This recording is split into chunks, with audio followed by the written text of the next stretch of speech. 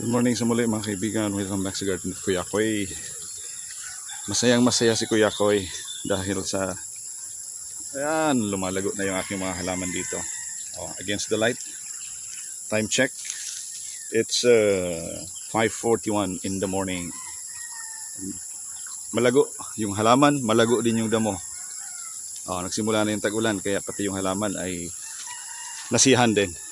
So ngayon, kinakailangan ma-spray natin to. So mag-spray tayo ng herbicide. Mayroon lang akong tanong dyan sa mga kapwa natin hardinero. May i-consider nyo ba na good agricultural practices yung paggamit ng herbicide? Pakisagot ng aking katanungan. Kailangan bang gamitin yung chemical herbicide bilang isa sa mga good agricultural practices? Pakisagot. Kasi tingnan nyo, grabe na yung damo. Kung gagawin natin ng mano-mano yung pag-ahawan ay matindi yung pagod na guguguli natin dito. Yung effort at saka pagod. Yan. Meron din namang mga alternatibong pamamaraan sa pagpuksa ng damo. Tulad ng yung paghahalo ng urea at saka asin. O kahit urea lang sa tubig at i-spray sa mga damo. Hindi ko pa yan nasubukan, pero nakita ko sa YouTube yung ibang mga magsasaka sinubukan yun at epektibo din. Pati yung paggamit ng suka, suka at saka asin. Yan. Pero i-consider naman niyo yung gagastusin doon. Bibili ka ng suka, bibili ka ng asin, ihahalo mo doon.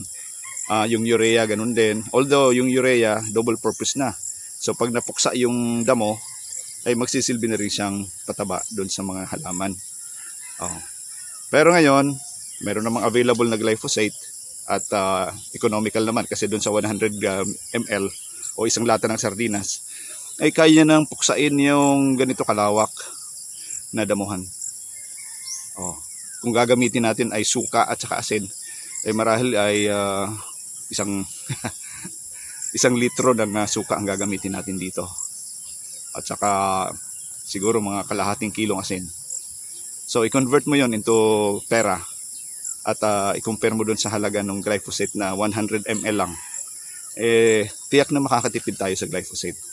Tingnan nyo dun sa kabila, sa ilalim ng aking kalamansian ay malinis na, namatay na yung mga damo. At pinapasukan ko na rin ng tubig, pati paglalagay din ng fertilizer. So effective talaga yung glyphosate.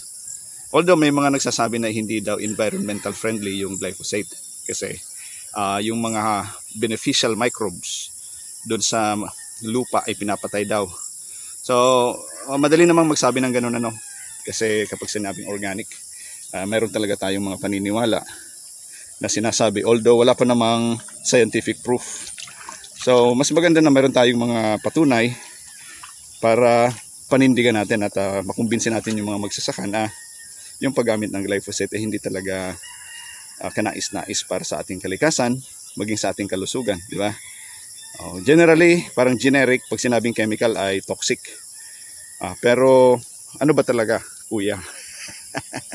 Dito sa Garden of Kuya Koy, ano ba talaga, kuya? So magsasaliksik tayo dyan para mapatunayan natin na yung paggamit ng mga chemical na pamuksa ng damo ay talagang hindi kanais-nais. Okay? Pero sa ngayon, gagamit tayo. Pasensya na. Okay, so ito yung ating gagamitin na herbicide. Glyphosate 480 SL. Ayan. Ito ay pwedeng gamitin sa field na mayroong mga citrus plants. Ibig sabihin, yung citrus plant ay resistant sa epekto ng glyphosate. Although kinakailangan din na consider natin yung distance at saka yung concentration. So ito yung gagamitin natin na manual lang na knapsack sprayer, 16 liter at hahaluan natin ito glyphosate isang lata ng sardinas. So alam ko naman yung volume ng isang lata ng sardinas, so i-estimate ko na lang. Ito sufficient yung ating patubig. Grabe, nagsisitaniman ng palay doon sa unahan kaya nandito na sa atin yung daloy ng napakalaking volume ng tubig. So maghahanda na rin tayo ng ating rice field para makapagpatanim ng palay. Okay, Lox. Okay, let's go and prepare.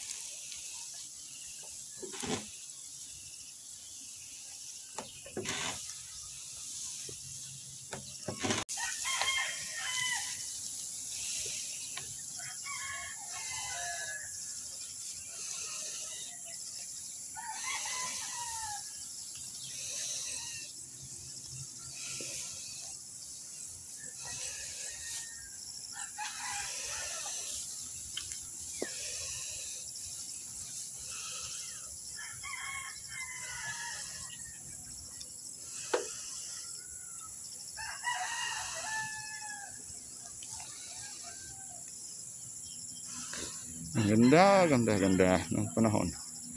Yan muna tayo mga kaibigan. Tapos na tayo mag-spray ng damo. Bigyan ko kayo ng update after few days kung ano magiging resulta nitong pamatay damo. God bless. Bye.